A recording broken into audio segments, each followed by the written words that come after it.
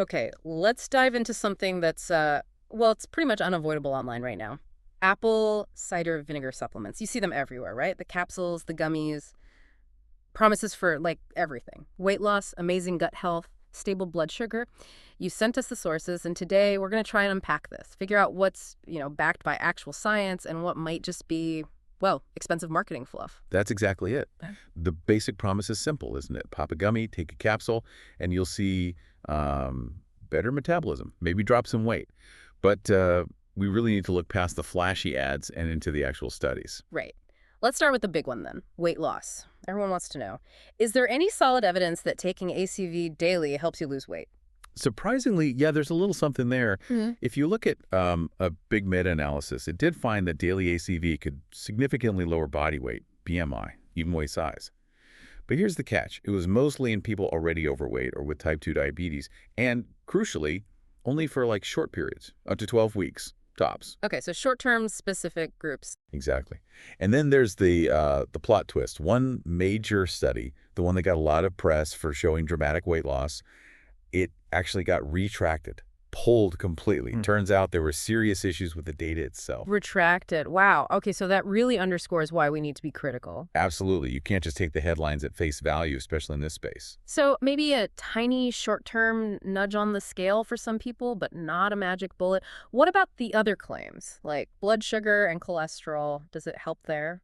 Well, moving on to those metabolic markers, the evidence points towards, let's say, a modest effect. There is some data showing ACV might help lower fasting blood glucose and total cholesterol a bit. A bit. Yeah, modestly is the key word. The actual impact, the effect size, it's small. Yeah. And importantly, we don't see consistent proof for big changes in things like LDL, HDL, or insulin resistance. Those didn't really budge reliably in the studies. Modest effects again. But the market for these supplements is huge. So where's the disconnect between this kind of research and the product explosion? This feels like where it gets really interesting. Is it the format? Like the pills and gummies themselves? That seems to be a huge part of it.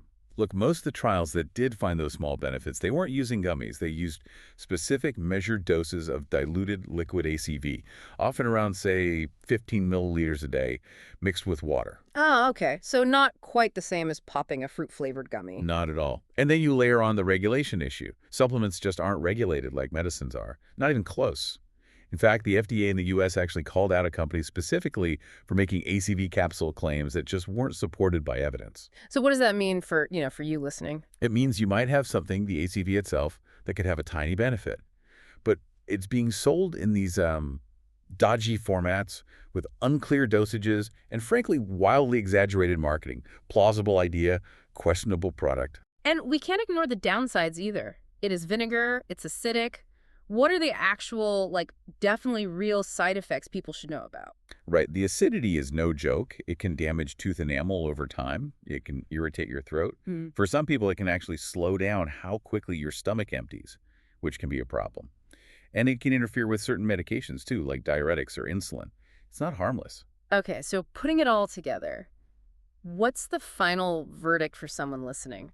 Look, if you're maybe carrying extra weight or have some metabolic concerns, and you're already doing the important stuff, eating well, moving your body, getting decent sleep, then maybe adding a measured dose, say that 15 milliliters of diluted liquid ACV might give you a very slight edge, a small boost. But buying some super expensive bottle of gummies hoping for a total transformation. That's basically, as the source material put it, industrial-grade nonsense. It's just not realistic based on the evidence we have. Save your money, essentially. Pretty much.